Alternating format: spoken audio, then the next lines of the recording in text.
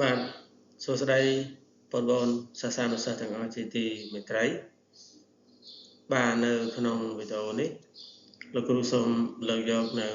សុភាសិតខ្មែរមួយទៀតដើម្បីមកអធិប្បាយជូនបងប្អូនបាទលោកគ្រូសង្ឃឹមថាវីដេអូនេះនឹងជួយជាប្រយោជន៍ដល់ការសិក្សារបស់បងប្អូនជាក់ជាមិនខានបាទសុភាសិតដែលលោកគ្រូនឹងលើកយកមកបង្ហាញនៅថ្ងៃនេះគឺមានចំណងជើងថាបើមិនជួយជោគជួយចែវកុំយកជើងរាទឹកបាទតាសុភាសិតនេះបាទដែលចាស់ប្រតិចាបាទចាស់បុរាណគាត់បានពោលមកនេះតើមានអត្ថន័យយ៉ាងណាបាទសូមតាមដានដូចតទៅបាទ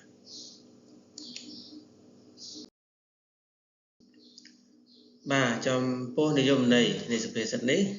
លោកចង់បញ្ជាក់ថាបើមិនបានជួយធ្វើការគេ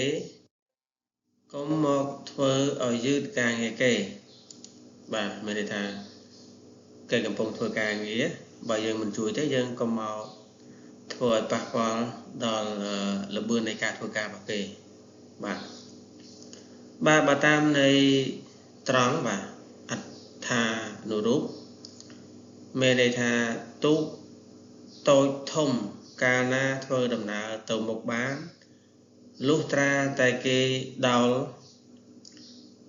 គេអមឬចែវដូច្នេះអ្នកដែលត្រូវធ្វើឲ្យទូកមានចលនាទៅមុខ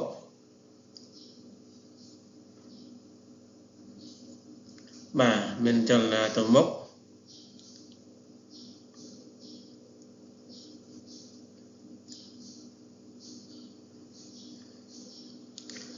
គេត្រូវខិតខំបញ្ចេញពលកម្មខ្លាំងណាស់និងហត់ខ្លាំងណាស់ដែរមានន័យថាដើម្បីឲ្យទូកនោះមានល្បឿនទៅមុខបានបាទអ្នកអ៊ំអ្នកចៅនៅលើទូកនោះទៅខិតខំ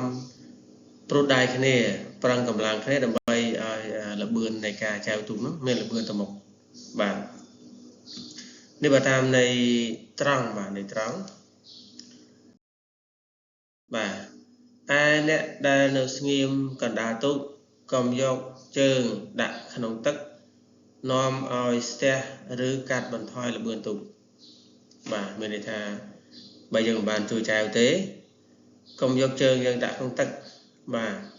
ដែលនាំឲ្យកាត់បន្ថយល្បឿននៃទូកបានបាទបើតាមនៃធៀបបាទអត្ថបរិរូបនេះតាមនៃធៀបមានន័យថាទង្វើអ្វីមួយដែលគេកំពុងធ្វើបើមិនបានជួយធ្វើគេទេកុំទៅមានយោបល់ជំទាស់កិច្ចការគេទុកឲ្យគេធ្វើការតាមដំណើរគេទៅចោះបាទមានថាកុំទៅរំខានការងារគេទុកឲ្យគេធ្វើការងារហ្នឹងតាមដំណើរគេទៅចោះដូចជាអ្នកខ្លះពេ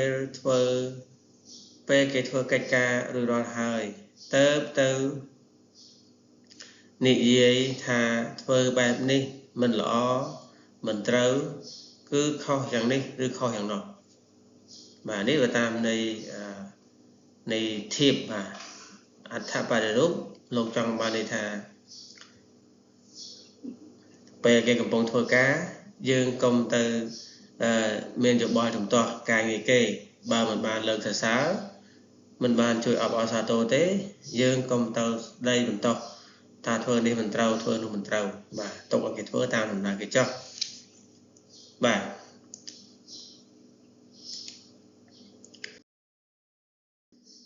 ខ្លះទៀតពេលគេកំពុងធ្វើដើរទៅឈររបៀបជាបន្ទោសគេថាធ្វើខុសបែបនេះ